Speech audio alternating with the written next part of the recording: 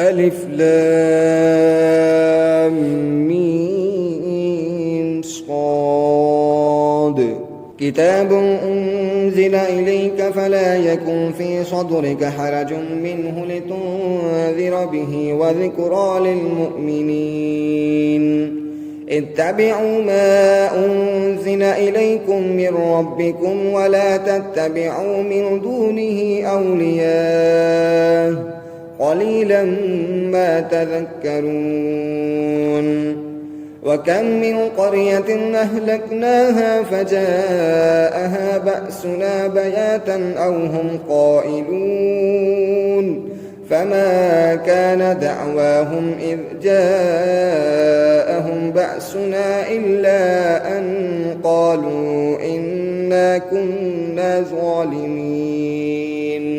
فلنسألن الذين أرسل إليهم ولنسألن المرسلين فلنقصن عليهم بعلم وما كنا غائبين. والوزن يومئذ الحق فمن ثقلت موازينه فأولئك هم المفلحون. ومن خفت موازينه فأولئك الذين خسروا أنفسهم بما كانوا بآياتنا يظلمون. ولقد مكناكم في الأرض وجعلنا لكم فيها معايش قليلا ما تشكرون. ولقد خلقناكم ثم صورناكم ثم قلنا للملائكة اسجدوا لآدم فسجدوا إلا إبليس لم يكن من الساجدين. قال ما منعك ألا تسجد إذ أمرتك؟ قال أنا خير منه خلقتني من نار وخلقته من طين. قال فاهبط منها فما يكون لك أن تتكبر فيها فاخرج إنك من الصاغرين. قال أنظرني إلى يوم يبعثون. قال إنك من المنذرين. قال فبما أغويتني لأقعدن لهم صراطك المستقيم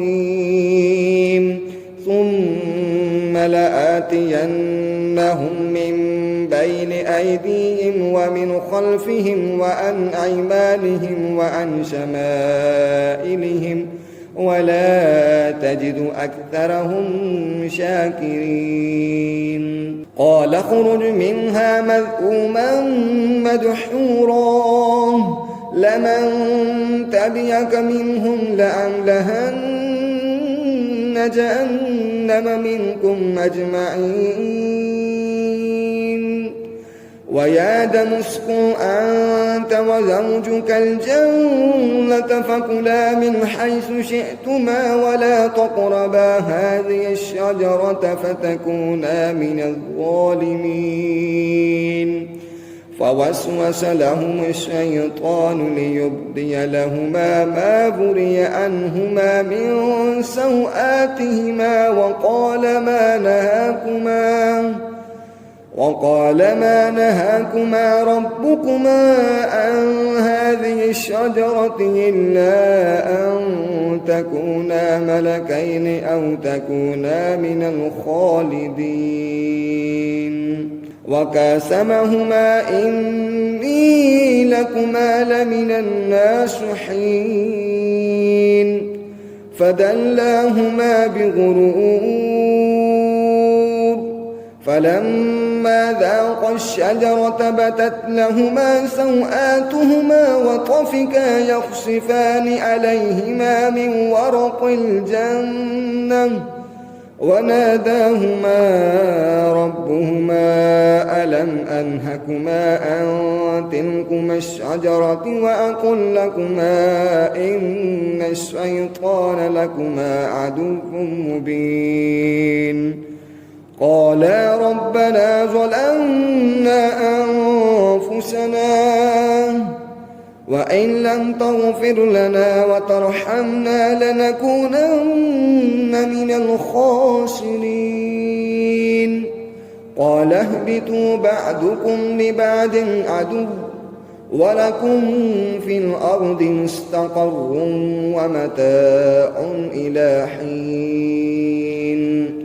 قال فيها تحيون وفيها تموتون ومنها تخرجون يا بني آدم قد أنزلنا عليكم لباسا يواري سوآتكم وريشا ولباس التقوى ذلك خير ذلك من آيات الله لعلهم يذكرون يا بني آدم لا يفتننكم الشيطان كما أخرج أبويكم من الجنة ينزع عنهما لباسهما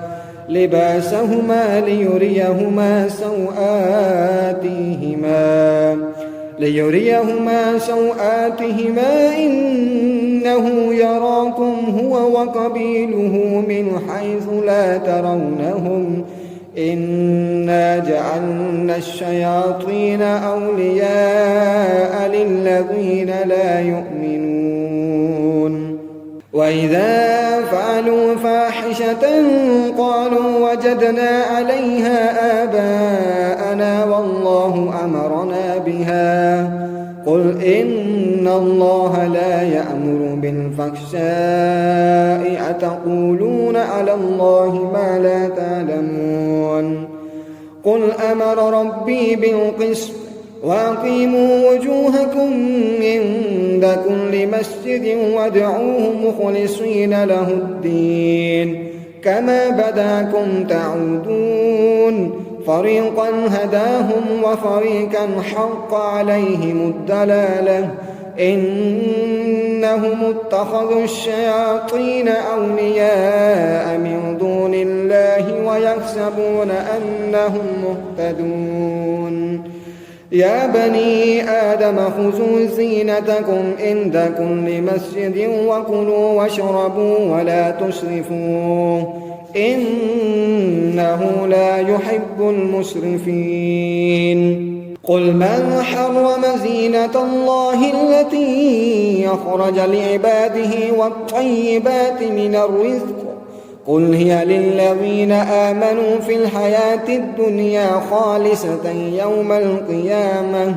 كذلك نفصل الآيات لقوم يعلمون قل إنما حرم ربي الفواحش ما ظهر منها وما بطن والإثم والبغي بغير الحق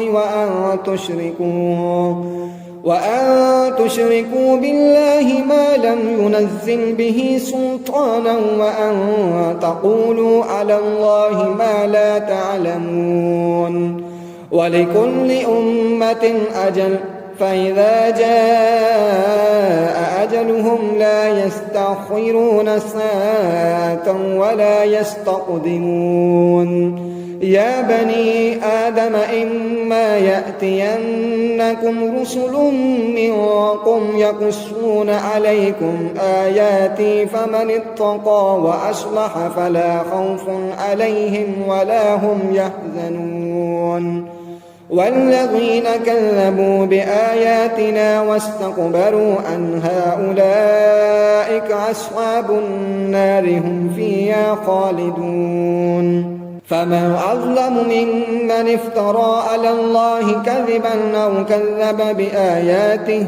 أولئك ينالهم نصيبهم من الكتاب حتى إذا جاءتهم رسلنا يتوفونهم قالوا أين ما كنتم تدعون من دون الله قالوا ضلوا عنا وشهدوا على أنفسهم أنهم كانوا كافرين قال ادخلوا في قد خلت من قبلكم من الجن والإنس في النار كلما دخلت أمة لعنت أختها حتى إذا اداركوا فيها جميعا قالت أخراهم لأولاهم ربنا هؤلاء أضلونا فآتهم عذابا ضعفا من النار قال لكل ضعف ولكن لا تعلمون. وقالت أولاهم لأخراهم فما كان لكم علينا من فضل فذوقوا العذاب بما كنتم تكسبون. إن الذين كذبوا بآياتنا واستكبروا عنها لا تفتح لهم أبواب السماء ولا يدخلون الجنة حتى يلج الجمل في سم الخياط وكذلك نجزي المجرمين. لهم من جهنم مهاد ومن فوقهم غواش وكذلك نجزي الظالمين. والذين آمنوا وعملوا الصالحات لا نكلف نفسا إلا وسعها أولئك أصحاب الجنة هم فيها خالدون. ونزعنا ما في صدورهم من غل تجري من تحتهم الأنهار وقالوا الحمد لله الذي هدانا لهذا وما كنا لنهتدي لولا أن هدانا الله لقد جاءت رسل ربنا بالحق ونودوا أن تلكم الجنة أورثتموها بما كنتم تعملون. ونادى أصحاب الجنة أصحاب النار أن قد وجدنا ما وعدنا ربنا حقا فهل وجدتم ما وعد ربكم حقا قالوا نعم فأذن مؤذن بينهم اللعنة الله على الظالمين. الذين يصدون عن سبيل الله ويبغونها عوجا وهم بالآخرة كافرون وبينهما حجاب. وعلى الأعراف رجال يعرفون كلا بسيماهم ونادوا أصحاب الجنة أن سلام عليكم لم يدخلوها وهم يطمعون. وإذا صرفت أبصارهم تلقاء أصحاب النار قالوا ربنا لا تجعلنا مع القوم الظالمين. ونادى أصحاب الأعراف رجالا يعرفونهم بسيماهم قالوا ما أغنى عنكم جمعكم وما كنتم تستكبرون أهؤلاء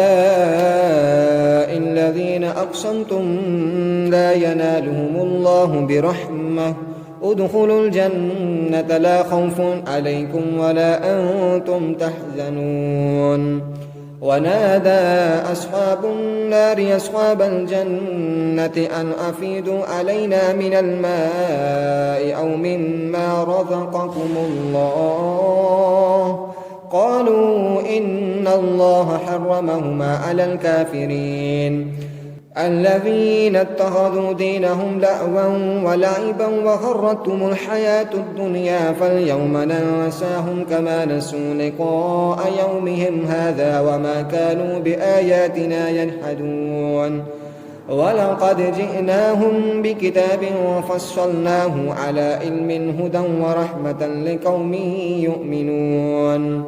هل ينظرون إلا تأويله يوم يأتي تأويله يقول الذين نسوه من قبل قد جاءت رسل ربنا بالحق فهل لنا من شفعاء فيشفعوا لنا أو نرد فنعمل غير الذي كنا نعمل قد خسروا أنفسهم وضل عنهم ما كانوا يفترون إن ربكم الله الذي خلق السماوات والأرض في 6 أيام ثم استوى على العرش يغشي الليل النهار يطلبه حثيثا والشمس والقمر والنجوم مسخرات بأمره ألا له الخلق والأمر تبارك الله رب العالمين ادعوا ربكم تضرعا وخفية إنه لا يحب المعتدين ولا تفسدوا في الأرض بعد إصلاحها وادعوه خوفا وطمعا إن رحمة الله قريب من المحسنين وهو الذي يرسل الرياح بشرا بين يدي رحمته حتى إذا أقلت سحابا ثقالا سقناه لبلد ميت فأنزلنا به الماء فأخرجنا به من كل الثمرات كذلك نخرج الموتى لعلكم تذكرون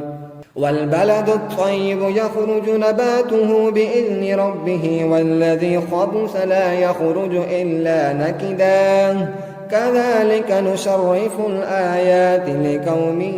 يشكرون لقد أرسلنا نوحا إلى قومه فقال يا قوم اعبدوا الله ما لكم من إله غيره إني أخاف عليكم عذاب يوم عظيم قال الملأ من قومه إنا لنراك في ضلال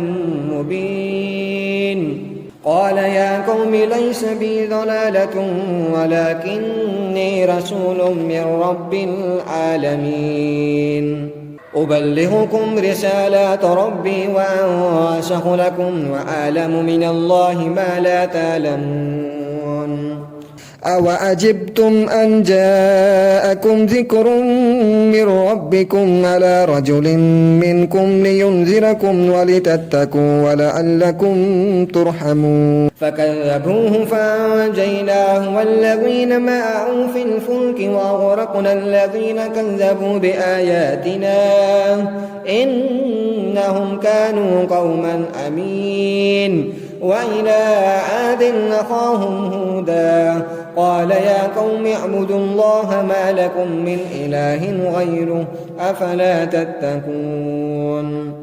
قال الملأ الذين كفروا من قومه إنا لنراك في سفاهة وإنا لنظنك من الكاذبين قال يا قوم ليس بي سفاهة ولكني رسول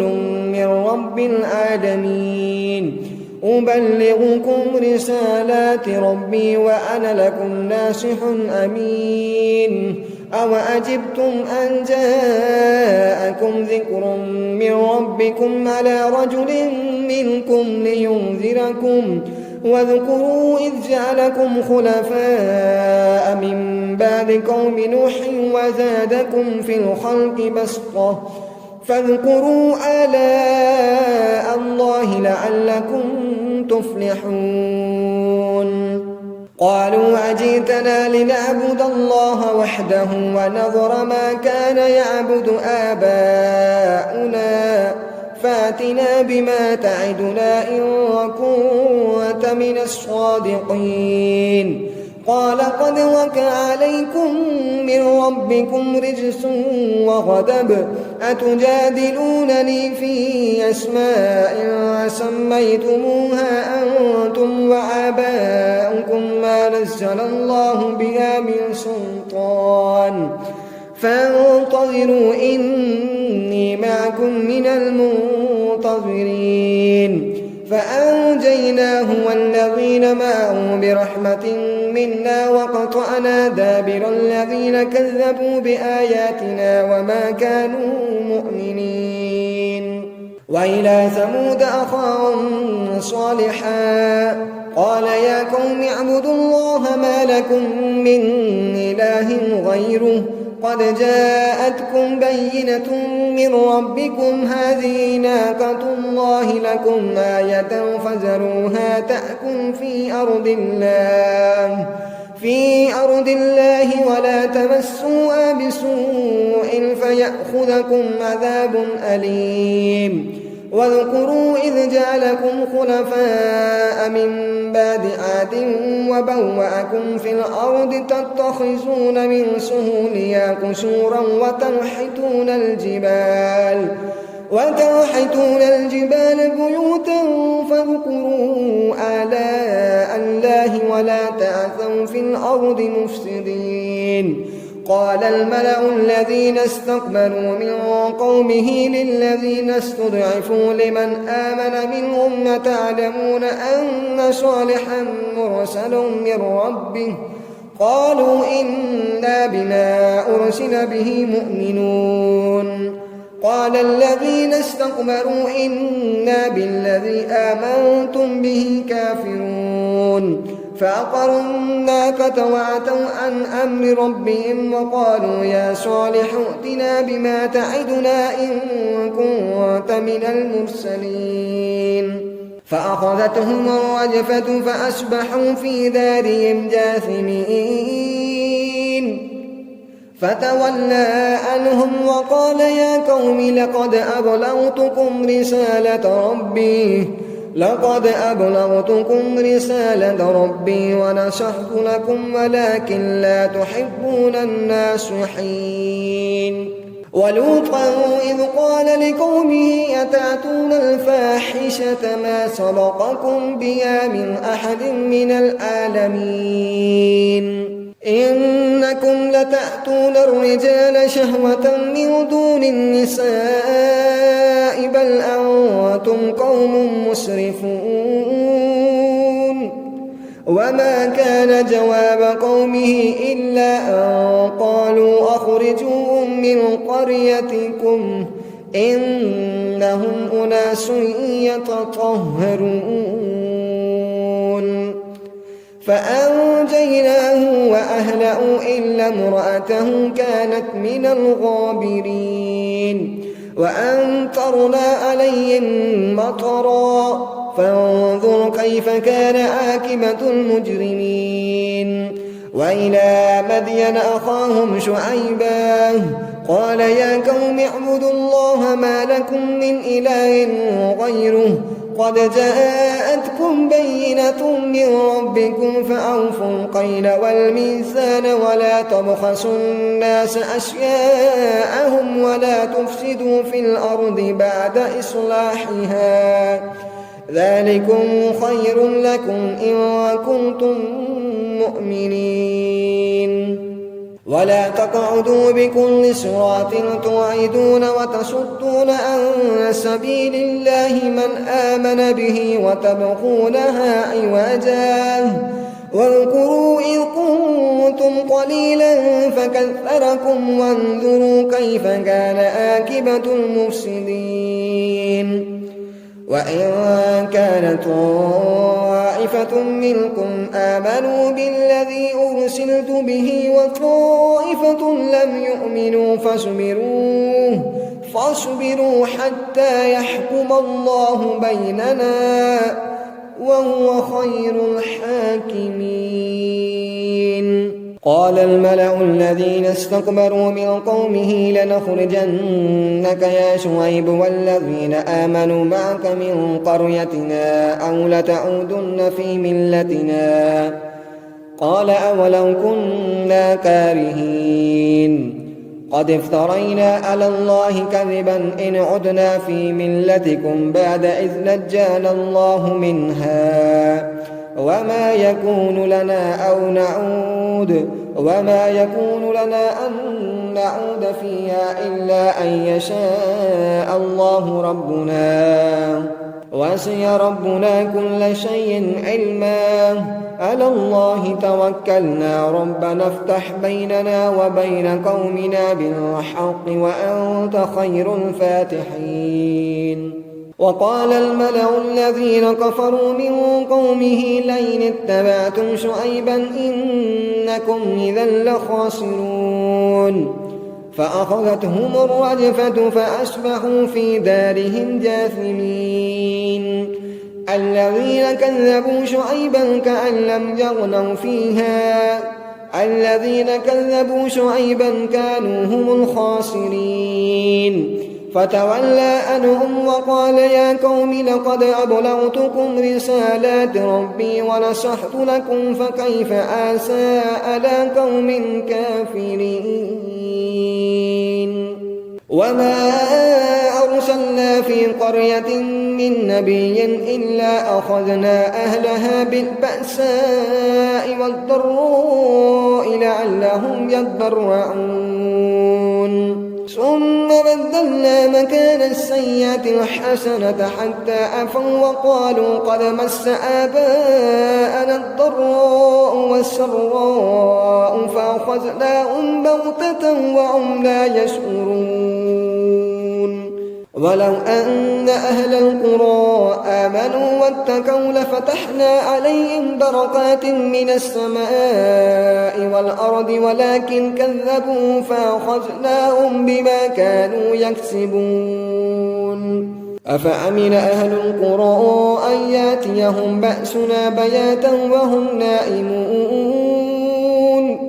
أوأمن أهل القرى أن يأتيهم بأسنا ضحى وهم يلعبون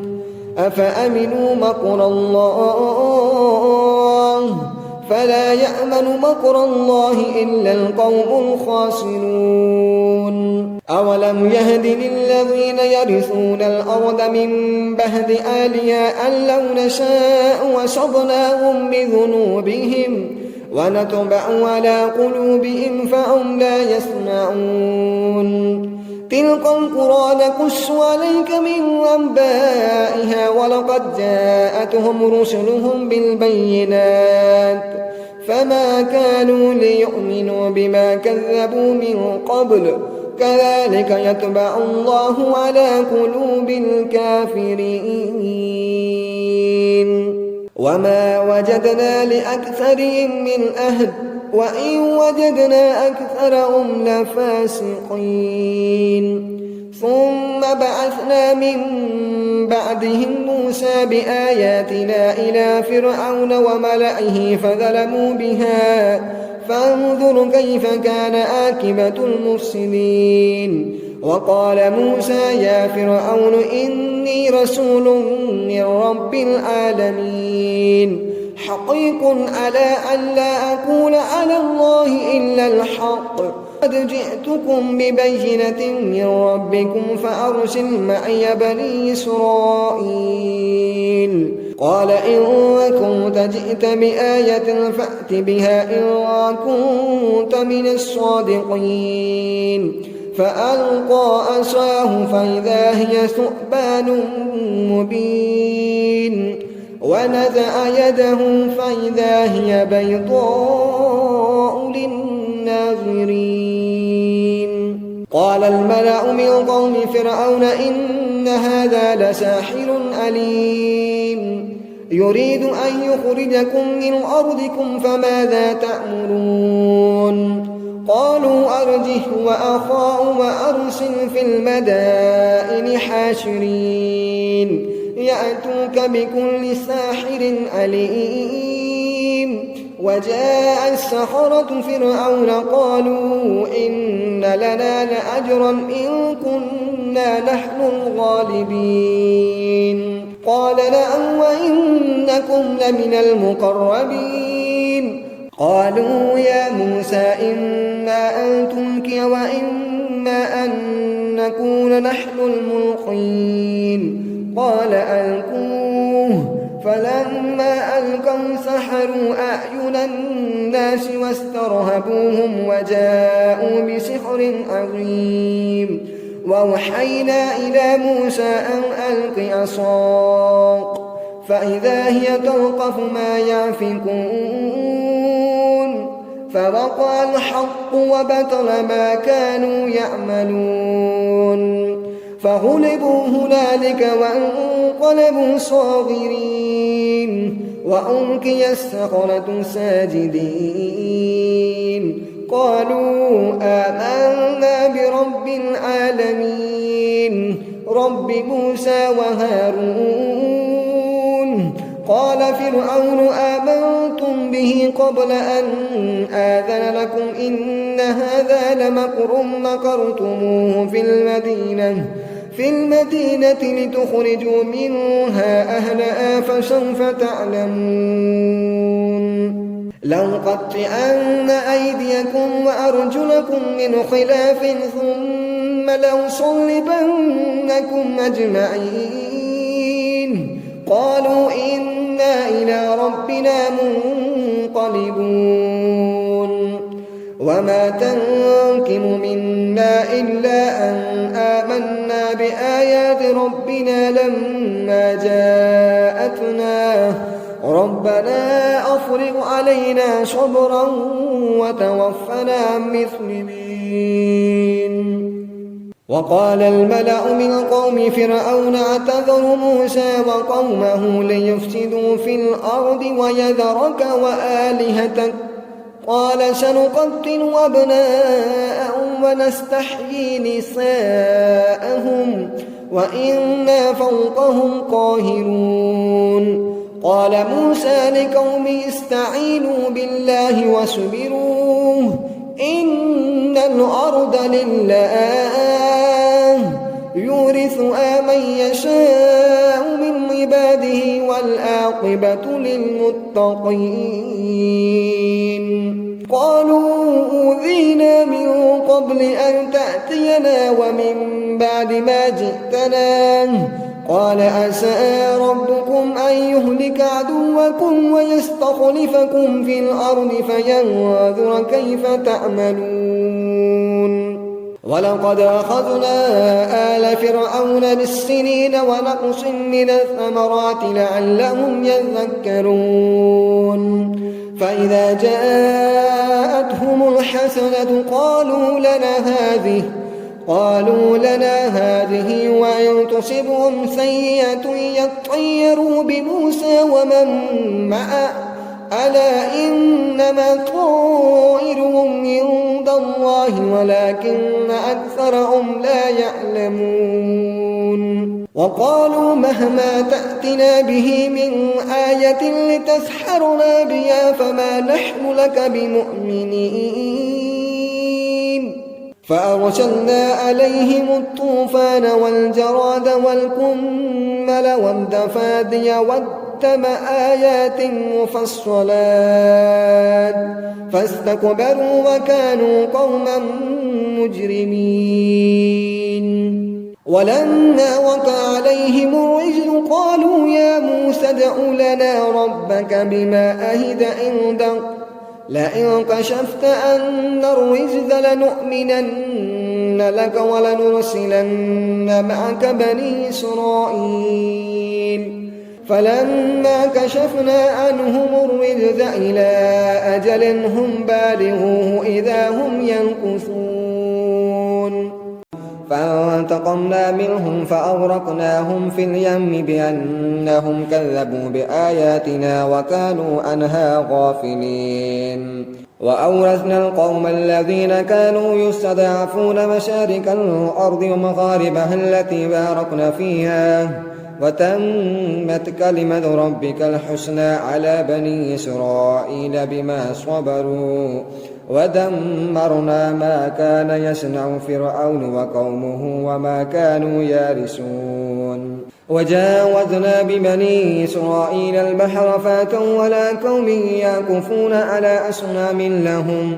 قالوا يا موسى اجعل لنا إلها كما لهم آلهة قال إنكم قوم تجهلون. إن هؤلاء متبرأ ما هم فيه وباطل ما كانوا يعملون. قال أغير الله أبغيكم إلها وهو فضلكم على العالمين. وإذ أنجيناكم من آل فرعون يسومونكم سوء العذاب يقتلون أبناءكم ويستحيون نساءكم وفي ذلكم بلاء من ربكم عظيم.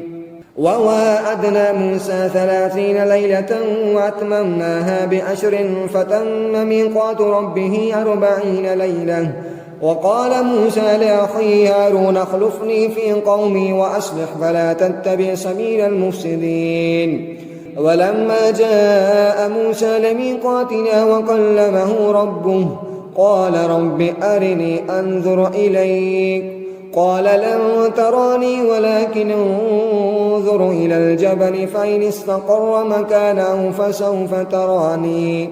فلما تجلى ربه للجبل جعله دقا وخر موسى صعقا. فلما أفاق قال سبحانك تبت إليك وأنا أول المؤمنين.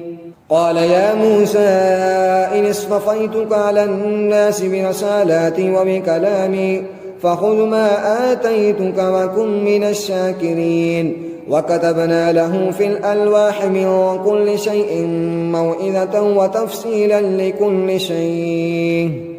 فخذها بقوة وأمر قومك يأخذوا بأحسنها سأريكم دار الفاسقين. سأصرف عن آياتي الذين يتكبرون في الأرض بغير الحق وإن يروا كل آية لا يؤمنوا بها وإن يروا سبيل الرشد لا يتخذوه سبيلا وإن يروا سبيل الغي يتخذوه سبيلا. ذلك بأنهم كذبوا بآياتنا وكانوا عنها غافلين. والذين كذبوا بآياتنا ولقاء الآخرة حبطت أعمالهم هل يجزون إلا ما كانوا يعملون. واتخذ قوم موسى من بعده من حليهم عجلا جسدا له خوار ألم يروا أنه لا يكلمهم ولا يهديهم سبيلا اتخذوه وكانوا ظالمين. ولما سقط في أيديهم ورأوا أنهم قد ضلوا قالوا لئن لم يرحمنا ربنا ويغفر لنا لنكونن من الخاسرين. ولما رجع موسى إلى قومه غضبان أسفا قال بئس ما خلفتموني من بعدي أعجلتم أمر ربكم وألقى الألواح وأخذ برأس أخيه يجره إليه قال ابن أم إن القوم استضعفوني وقالوا يقتلونني فلا تشمت بي الأعداء ولا تجعلني مع القوم الظالمين. قال رب اغفر لي ولأخي وأدخلنا في رحمتك وأنت أرحم الراحمين. إن الذين اتخذوا العجل سينالهم غضب من ربهم وذلة في الحياة الدنيا وكذلك نجزي المفترين. والذين عملوا السيئات ثم تابوا من بعدها وآمنوا إن ربك من بعدها لغفور رحيم. ولما سقط عن موسى الغضب أخذ الألواح وفي نسختها هدى ورحمة للذين هم لربهم يرهبون. واختار موسى قومه 70 رجلا لميقاتنا فلما أخذتهم الرجفة قال رب لو شئت أهلكتهم من قبل وإياي أتهلكنا بما فعل السفهاء منا إن هي إلا فتنتك تضل بها من تشاء وتهدي من تشاء أنت ولينا فاغفر لنا وارحمنا وأنت خير الغافرين. واكتب لنا في هذه الدنيا حسنة وفي الآخرة إنا هدنا إليك قال عذابي أصيب به من أشاء ورحمتي وسعت كل شيء فسأكتبها للذين يتقون ويؤتون الزكاة والذين هم بآياتنا يؤمنون. الذين يتبعون الرسول النبي الأمي الذي يجدونه مكتوبا عندهم في التوراة والإنجيل يأمرهم بالمعروف وينهاهم عن المنكر ويحل لهم الطيبات ويحرم عليهم الخبائث ويدع عنهم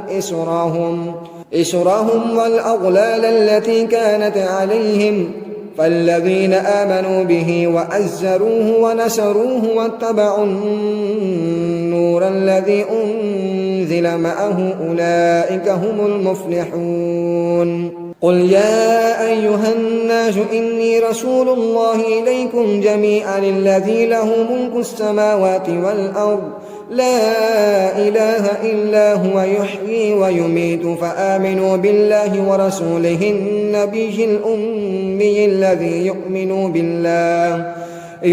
بالله وكلماته واتبعوه لعلكم تهتدون ومن قوم موسى أمة يهدون بالحق وبه يعدلون وقطعناهم 12 أسباطا أمما وأوحينا إلى موسى إذ استسقاه قومه أن اضرب بعصاك الحجر فانبجست منه 12 عينا قد علم كل أناس مشربهم وذللنا عليهم الغمام وأنزلنا عليهم المن والسلوى كلوا من طيبات ما رزقناكم وما ظلمونا ولكن كانوا أنفسهم يظلمون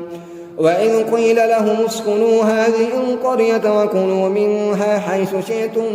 وقولوا حطة وادخلوا الباب سجدا نغفر لكم خطيئاتكم سنزيد المحسنين فبدل الذين ظلموا منهم قولا غير الذي قيل لهم فأرسلنا عليهم رجزا من السماء بما كانوا يظلمون واسألهم من القرية التي كانت حاضرة البحر إذ يعدون في السبت إذ تأتيهم حيتانهم يوم سبتهم شرعا ويوم لا يسبتون لا تأتيهم كذلك نبلوهم بما كانوا يفسقون وإن قالت أمة منهم لم تعظون قوما الله مهلكهم أو معذبهم عذابا شديدا قالوا معذرة إلى ربكم ولعلهم يتقون فلما نسوا ما ذكروا به أنجينا الذين ينهون عن السوء وأخذنا الذين ظلموا بعذاب بئيس بما كانوا يفسقون فلما أتوا عما نهوا عنه قلنا لهم كونوا قردة خاسئين وإذ تعذن ربك ليبعثن عليهم إلى يوم القيامة من يسومهم سوء العذاب إن ربك لسريع العقاب وإنه لغفور رحيم وقطعناهم في الأرض أمما منهم الصالحون ومنهم دون ذلك وبلوناهم بالحسنات والسيئات لعلهم يرجعون فخلف من بعدهم خلف ورثوا الكتاب يأخذون أرض هذا الأدنى ويقولون سيغفر لنا وإن يأتيهم أرض مثله يأخذوه ألم يؤخذ عليهم ميثاق الكتاب ألا يقولوا على الله إلا الحق ودرسوا ما فيه والدار الآخرة خير للذين يتقون أفلا تعقلون والذين يمسكون بالكتاب وأقاموا الصلاة إنا لا نضيع أجر المصلحين وإذ نطقنا الجبل فوقهم كأنه ذلة وظنوا أنه واقع بهم خذوا ما آتيناكم بقوة واذكروا ما فيه لعلكم تتقون وإذ أخذ ربك من بني آدم من ظهورهم ذريتهم وأشهدهم على أنفسهم ألست بربكم قالوا بلى شهدنا أن تقولوا يوم القيامة إنا كنا عن هذا غافلين أو تقولوا إنما أشرك آباؤنا من قبل وكنا ذرية من بعدهم أفتهلكنا بما فعل المبطلون وكذلك نفصل الآيات ولعلهم يرجعون واتل عليهم نبأ الذي آتيناه آياتنا فانسلخ منها فأتبعه الشيطان فكان من الغاوين ولو شئنا لرفعناه بها ولكنه أخلد إلى الأرض واتبع هواه فمثله كمثل القلب إن تحمل عليه يلهث أو تتركه يلهث ذلك مثل القوم الذين كذبوا بآياتنا فاقصص القصص لعلهم يتفكرون ساء مثلا القوم الذين كذبوا بآياتنا وأنفسهم كانوا يظلمون من يهد الله فهو المهتد ومن يضلل فأولئك هم الخاسرون ولقد ذرأنا لجهنم كثيرا من الجن والإنس لهم قلوب لا يفقهون بها ولهم أعين لا يبصرون بها ولهم آذان لا يسمعون بها أولئك كالأنعام بل هم أضل أولئك هم الغافلون ولله الأسماء الحسنى فادعوه بها وذروا الذين يلحدون في أسمائه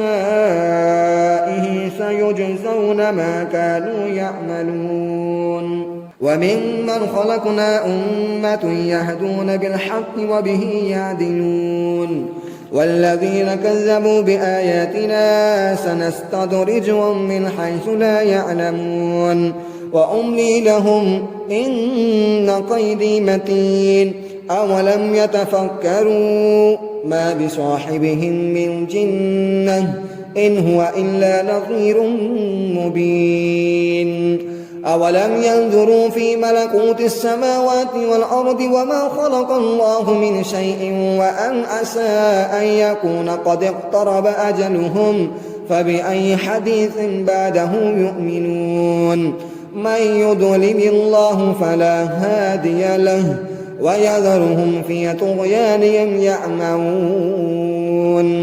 يسألونك عن الساعة أيان مرساها قل إنما علمها عند ربه لا يجليها لوقتها إلا هو ثقلت في السماوات والأرض لا تأتيكم إلا بغتة يسألونك كأنك خفي عنها قل إنما علمها عند الله ولكن أكثر الناس لا يعلمون قل لا أملك لنفسي نفعا ولا ضرا إلا ما شاء الله ولو كنت أعلم الغيب لاستكثرت من الخير وما مسني السوء إن أنا إلا نذير وبشير لقوم يؤمنون هو الذي خلقكم من نفس واحدة وجعل منها زوجها ليسكن إليها فلما تغشاها حملت حملا خفيفا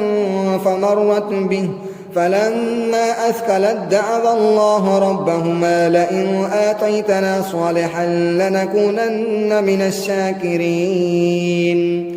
فلما آتاهما صالحا جعلا له شركاء فيما آتاهما فتعالى الله عما يشركون أيشركون ما لا يخلق شيئا وهم يخلقون ولا يستطيعون لهم نصرا ولا أنفسهم ينصرون وإن تدعوهم إلى الهدى لا يتبعوكم سواء عليكم دعوتموهم أم أنتم صامتون إن الذين تدعون من دون الله عباد أمثالكم فادعوهم فليستجيبوا لكم إن كنتم صادقين ألهم أرجل يمشون بها أم لهم أيدي يبطشون بها أم لهم أعين يبصرون بها أم لهم آذان يسمعون بها قل ادعوا شركاءكم ثم كيدون فلا تنظرون إن وليي الله الذي نزل الكتاب وهو يتولى الصالحين والذين تدعون من دونه لا يستطيعون نصركم ولا أنفسهم ينصرون وإن تدعوهم إلى الهدى لا يسمعوه وتراهم ينظرون إليك وهم لا يبصرون خذ العفو وأمر بالعرف وأعرض عن الجاهلين وإما ينزغنك من الشيطان نزغ فاستعذ بالله إنه سميع عليم إن الذين اتقوا إذا مسهم طائف من الشيطان تذكروا فإذا هم مبصرون وإخوانهم يمدونهم في الغي ثم لا يقصرون وإذا لم تأتهم بآية قالوا لولا اجتبيتها قل إنما أتبع ما يوحى إلي من ربي هذا بصائر من ربكم وهدى ورحمة لقوم يؤمنون وإذا قرئ القرآن فاستمعوا له وأنصتوا لعلكم ترحمون واذكر ربك في نفسك تضرعا وخيفة ودون الجهر من القول بالغدو والآصال ولا تكن من الغافلين إن الذين عند ربك لا يستكبرون عن عبادته ويسبحونه وله يسجدون